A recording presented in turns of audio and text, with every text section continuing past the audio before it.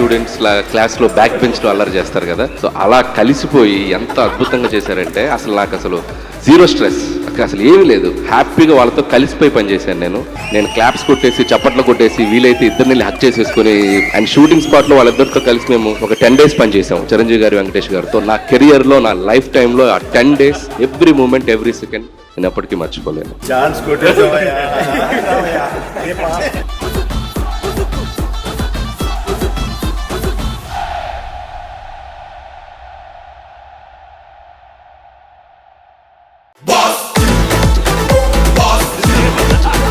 Inter students క్లాస్లో back బెంచ్లో అల్లరి చేస్తారు కదా, సో అలా కలిసిపోయి ఎంత అద్భుతంగా చేశారంటే అసలు జీరో స్ట్రెస్, అసలు ఏమీ లేదు, హ్యాపీగా వాళ్ళతో కలిసిపోయి పనిచేశాను.